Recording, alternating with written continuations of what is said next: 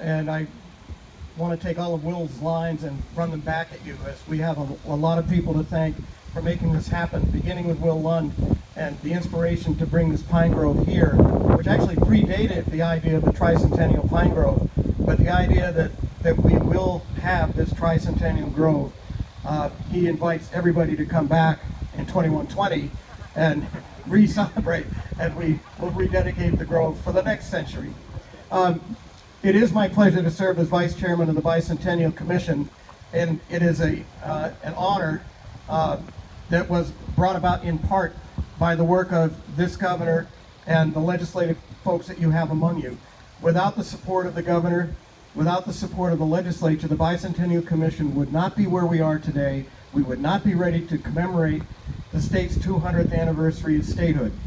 So we thank legislators, we thank obviously the governor, and I want to accuse her of engaging in false modesty. When we start thinking about what has transformed the state of Maine and what is happening before us, how Maine leads the nation, it is significant that the young lady from Franklin County is the first woman governor of the state of Maine and will not be the last.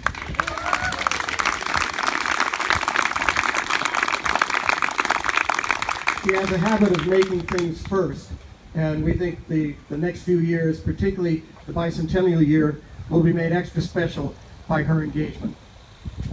Speaking of that bicentennial year, this is the kickoff day.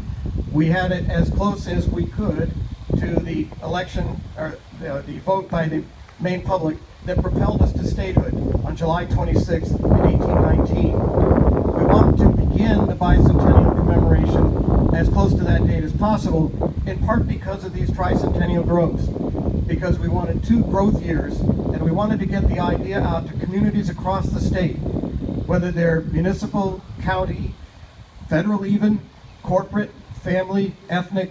If you have an identifiable community and you wish to commend your effort for the next 100 years to a pine grove, to repopulate the state with the eastern white pine that was so important to our founding, this would be a good opportunity to do it and to get started on it early. We will be taking sort of a hiatus. We want to do is prepare now for Statehood Weekend, March 14th and March 15th of 2020, when the weather won't be like this, although maybe we could come down here. We look to how we make Maine better.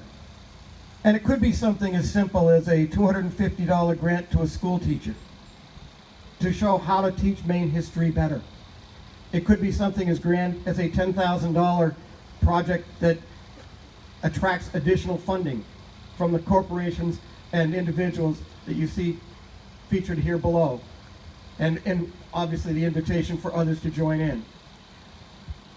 Those community grants will be awarded by the Bicentennial Commission. The application process will be posted online on our website, maine200.org.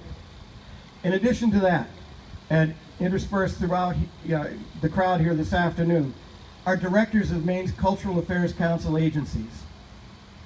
The Humanities Council, the State Library, the State Museum, the Archives, the Arts Commission. They're all going to be running programs in concert with the Bicentennial and with the Bicentennial theme to help deepen our appreciation and help inform us better about the things that make Maine so special, the activities of the people that make it matter. We want everybody to engage, and we want, especially as we prepare for the Bicentennial, that the communities, as they self-identify, step forward and take part in the Maine Bicentennial of 2020. Thank you.